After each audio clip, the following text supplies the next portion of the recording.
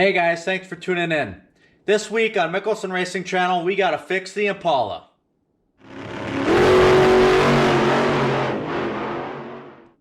Alright guys, the Impala is in pretty rough shape. We ripped the rear suspension out of it last year on the last race of the season. We got some big cracks in the crossmember that holds the upper four-link bars in place. So I'll get into the car and I'll show you that real quick. I've got it partially torn down already, so I can just get right in there and show you guys what's going on. But we got to fix that today. Zeus is here with us, but he's not feeling so good, and he's got to be by me in the garage. So we got him wrapped up in a blanket just to keep him comfortable and warm, but he's not feeling so good today. What do you think, buddy? Yeah, you can tell. Not feeling so good, but he's happy to be hanging out. He's warm and comfy. He's got his, pad in there, so let's hop right into the car and I'll show you guys what's going on. All right, as you can see, I did show this in a previous video, but the brackets and stuff are all here. So I got it partially torn down. We've got the upper four-link bar over there. We've got the other upper four-link bar over here. We have our hardware and stuff over here. We've got our backing plate bracket there, and our other backing plate bracket is over there. So we've got it all torn out so I can give you guys a nice clear idea what's going on.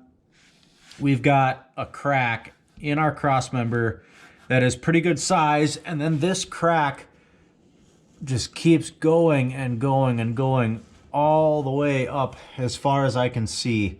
So that's going to be pretty tough.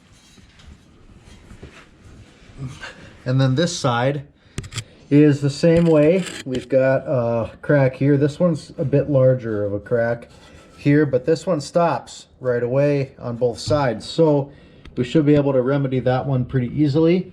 So our plan of action here is we've got a drill, and I've got a nice drill bit, one of those unit drill bits or multi drill bits. I don't know what they're called, I guess. But so we're gonna go find the ends of the cracks in each situation, and we're going to drill a hole at the end of the crack on both sides of the car. And what that will allow us to do is stop the crack in its tracks. Cracks don't form on circles, they only form on points. So if we create a circle at the end of the crack, that should prevent any further cracking. So after we do that, we're going to V it out with a angle grinder and just grind it down and make that crack into a V. And what that's going to do is once we bend it back into place, we're going to be able to get really great penetration of our weld into that steel there by creating that V. So we're going to get a better penetrating weld. It's going to be hopefully more solid and more rigid. And we're going to have to grind it down flat, as flat as can be, and then we'll put my big plates back on. The QA1 plates work great unless you're a 4,000 pound car trying to cut 560 foots. Then the plates just aren't big enough. So we're going to use the plates that we have. No fault at all to QA1. QA1 makes a great product. It's just not the right plate for this car. Everything else worked great, just not that plate. So we're going to beef this thing up. Crossmember is pretty old. The steel is probably pretty brittle, so that's not helping the situation either. But no fault at all to QA1. They make a great product. We're just going to change the plate out for a bigger one so we can get this car to cut 560 foots and not have to worry about any more cracking or the suspension falling out of the car or anything wild that's going to hurt me or the car or the track or anything. So let's get to drilling this hole, and that'll be the start of the repair. I got the holes drilled out on all the cracks. We can see on this side there are a bunch more holes all over the place, from spider webbing cracks that are going all over. But I've got them all drilled out now. There's like 1, 2, 3, 4, 5, 6 of them that I had to drill on this side just to put an end to all the cracks. I should have them all. And then on this side, I got holes drilled. There were only 2 on this side, so that was a pretty easy task. That wasn't that bad. I got a brand new drill bit, so that was sharp. That really helped with that process. So now next up was we got to bend. We got to bend those back in.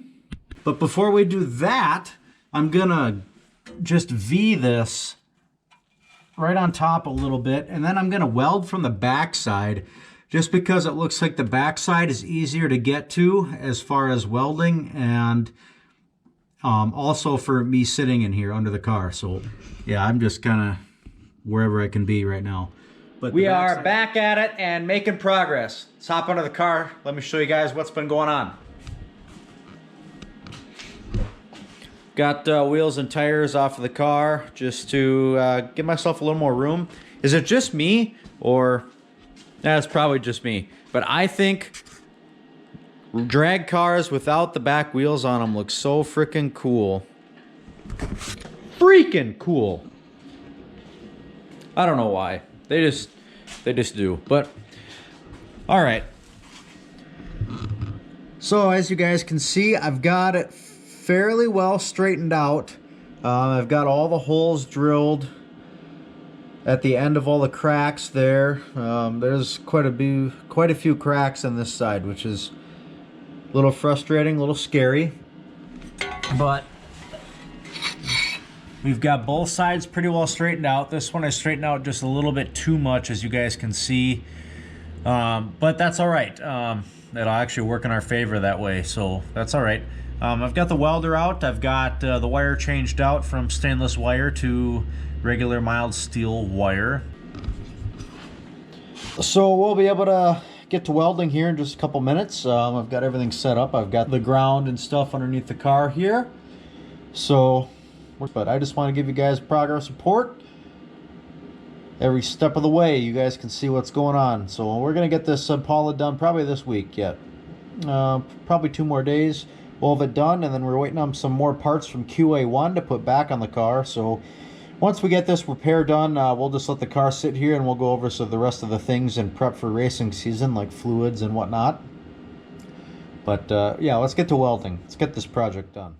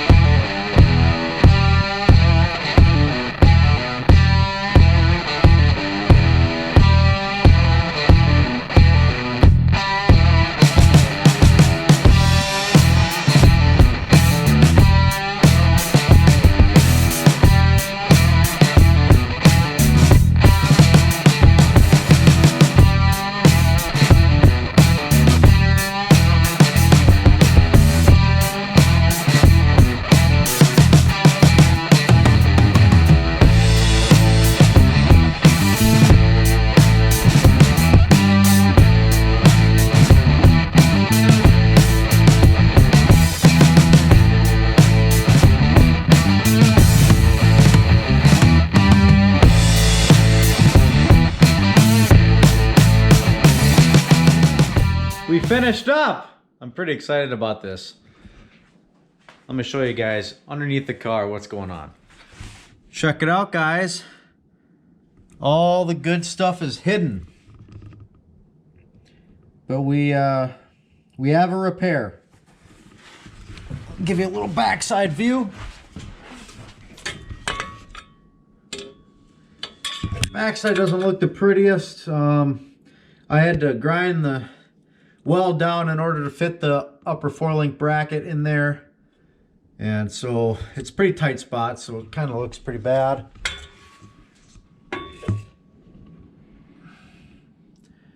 This side looks quite a bit better. There was a lot less work to do on this side, but I'm pretty happy with how that turned out. So what we did, guys, is we put our original plate back in here. This is what we had in the car with stock suspension prior to the QA1 conversion. And then with the QA1 conversion, we were supplied with these triangular brackets or fish plates, however you want to call it. And so we used those instead as part of the R&D project. And it didn't work out, so we gave QA1 some feedback on that. And so now we're fixing what happened as part of the R&D project. No big deal, no fault at QA1 at all. This is what we do. We're testing stuff out and we're pushing things to the limit. We're finding the limit and we're giving feedback and going from there. So That's all right with me. So what I'm going to do this time is, now that I've got this all welded up, it's only repaired. It's not going to last forever. It's never going to be as good as it once was. So I've got it welded up behind here, and we didn't have to grind this side, the forward side on either one. So that was kind of nice. We were able to just fit this bracket on and no worries. So we got the original plates on here that we had on the 65 with stock suspension. And then on top of that, we're going to run the QA1 plates also. And what we're going for is maximum force distribution across not only this plate, but across the cross member as well. And I'm pretty confident this is better than it's ever been. We do have to get some longer bolts. I'm reusing the QA1 hardware that was supplied. It is just a bolt and a washer on the other side, and then we got a washer and a lock down on this side, but I don't have quite enough length on the bolt to go through everything that we're going through to get to the lock washer part. So I got to run to the hardware store. I'll pick up 6 bolts that are, you know, I don't know, 1/4 inch longer, so just enough to get through that lock washer part. Same with the other side too. That's the same way. But that went a lot smoother, knock, knock, knock, and a lot quicker than I thought it was going to go. That took 2 days of just working after work. So I probably got 6 hours into that repair. I've still got to put the upper link bars back in, but QA1 is sending me some new link bars that are anodized. So we're going to put those in once they get here. So I'll just let the car sit like this. We got the rear end all situated. We got the 4-link bars all in. We got that cross member braced up, and we are right where we want to be. I'm going to stick with the QA1 suspension setup for now. I'm going to look into lower link bars that have the provisions for the rear spring, which are right about here. I'm not going to use the stuff that came out of the car because I'm not a fan of how much skinnier it is than the mounting point, and using spacers and whatnot. So I want to look for a company that has a nice lower link bar with a provision for a spring that we can either put springs back in or a coilover in the spring location. I like having the coilovers, however, I don't like having them attached to the shock absorber cross member up there, because I don't think that it is robust enough to withstand the forces of a 4,000-pound car launching at a drag strip, pulling 1/560 foot or maybe even quicker. So I'd like to get that situated. But we're race ready as far as rear end goes. We've got upper link bars adjusted. We've got lower link bars adjusted. We've got everything how it needs to be back here. Coilovers are good to go. Panhard bars adjusted correctly. We've got our bracing done back here, as you guys can see. We've got our bracing done there. So rear end is where it needs to be. We just did an oil change last night.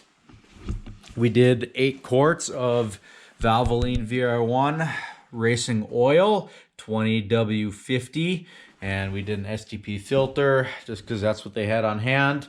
We have the radiator filled up with water there, and we circulated it with our electric water pump. So what we're doing now is we've got to adjust the valves on the big block.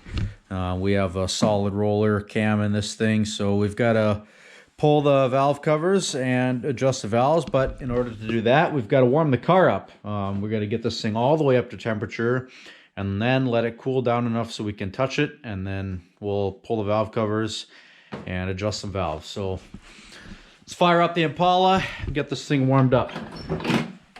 So the first thing I'm going to do is, since we just did an oil change, I'm going to go ahead and crank this with the ignition off so we can get some oil pressure built up in the engine. This might take a little bit, I'm not sure.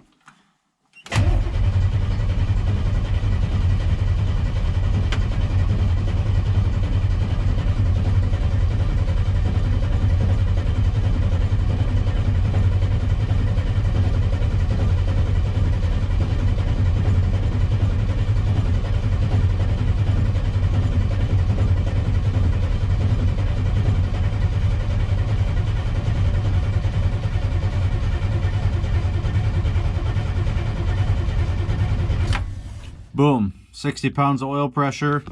It did take a little bit, probably because the filter was empty, but we do have oil pressure now.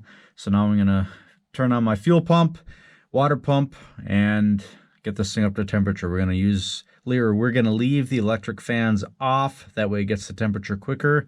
So let's go ahead. Fuel pump on. Let's go ahead and get it up to 8 psi up there. Good to go. We're gonna crank, throw ignition on.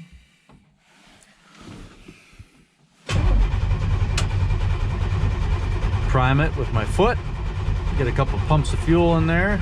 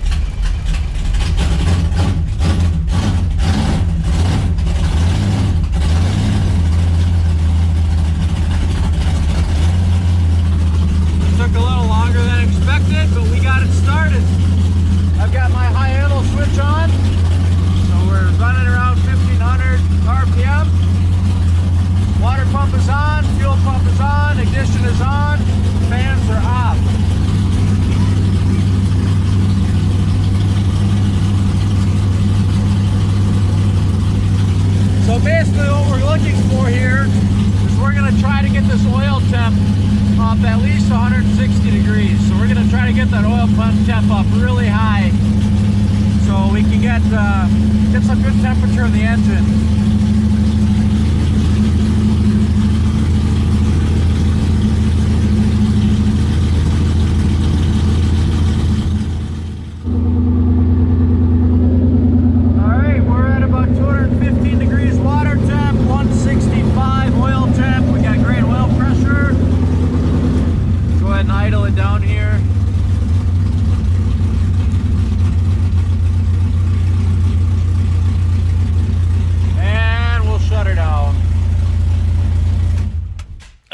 That's awesome. We got the engine all nice and warm.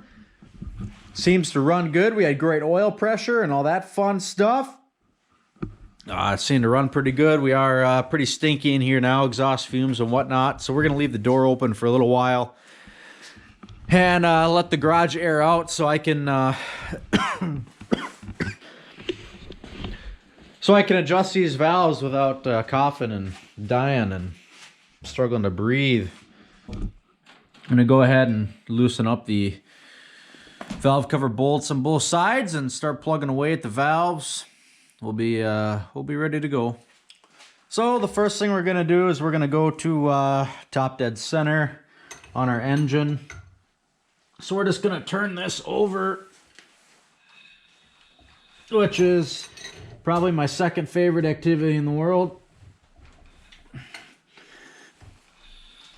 And we're going to turn this over here, oh man, until our exhaust valve opens on number 1. This here's number 1, 18436572.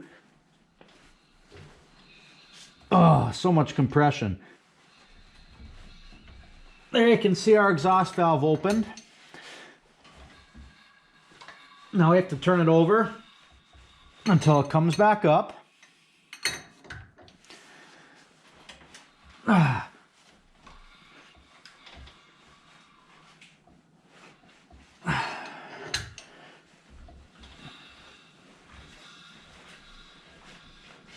There, our exhaust valve's coming back up now.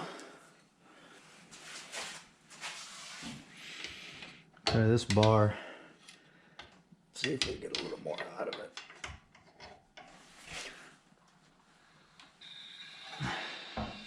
That's a much better bar choice.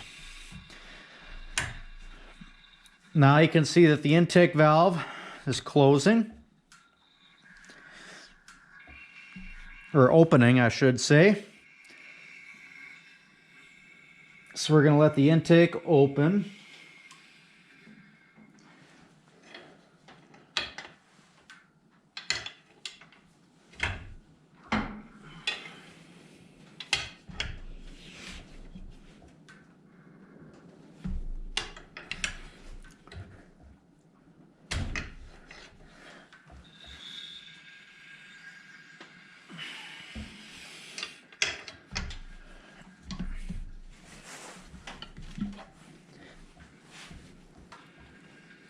Now our intake's closing.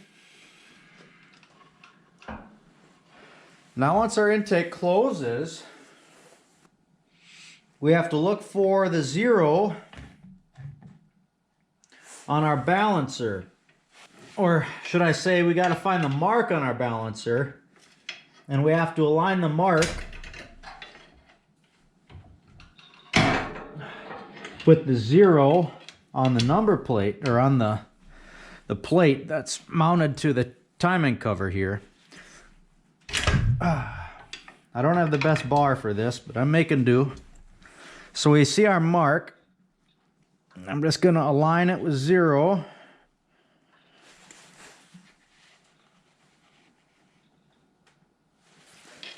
And now we should be on bottom top dead center. Now that we're at top dead center, where our mark on the balancer is at 0 on our timing cover, we can start to check our valves. Now I do have a little bit of a cheater, and we can see that top dead center. We can check the intake on 2 and 7 and the exhaust on 4 and 8. So we're going to go ahead and do that.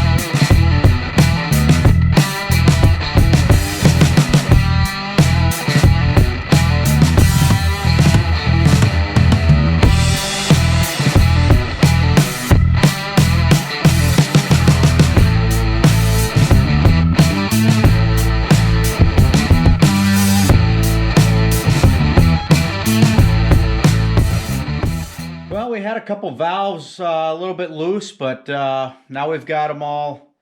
Well, I should say we got a couple rockers that were loose. I was adjusting the lash on the rockers, although we say valve lash, but I was adjusting the rockers, and we did have a couple loose. So we are stone cold. I made a mistake earlier and said that we adjust it with the engine warm and hot, and that was a mistake. We adjust it cold, and we want them below 25 thou lash. So I've got all mine between 18 and 22 thou of valve lash, intake and exhaust on all cylinders. So we're pretty good there. I did have to adjust 3, or did I count 4? Anyway, we had to adjust a couple, less than 25% of our valves. So that's pretty good. Now we're ready to go. We got water in the radiator, gas in the tank, valves adjusted, fresh oil in the engine. We've got a freshly welded cross member in the rear. Hopefully we don't pull any more metal out of the frame, or metal out of the cross member, or cross members out of the frame, or any more damage back there. Hopefully we got that handled. Last thing on the list for get ready for race day. Yeah, the most important thing. Zeus is trying to get pet here. Yeah, hey buddy. You're still not feeling good, are ya? We've got to get our Super Sport badges on the car. That is the last thing on the agenda, and then we are ready for race day. Well, folks, there you have it. We got both sides of the Super Sport badge on the Impala, driver's side and passenger side, and trust me, you guys did not want to watch me do that. That's not the most fun. There's not a lot of hand room in between the fender and then the body of the actual car. Thanks, Zeus. Little head hit the camera there. So there wasn't a lot of room to get my hands in there. So I did struggle a little bit, and you guys did not want to watch that. But we are done. We got all the mounting points secured on the Super Sport badge. So we are back in business, looking good, feeling good, driving good, sounding good. We're going to get this car down back on the ground. We got to get it in the trailer, and we'll be ready to go for racing. So stand by. We are almost done.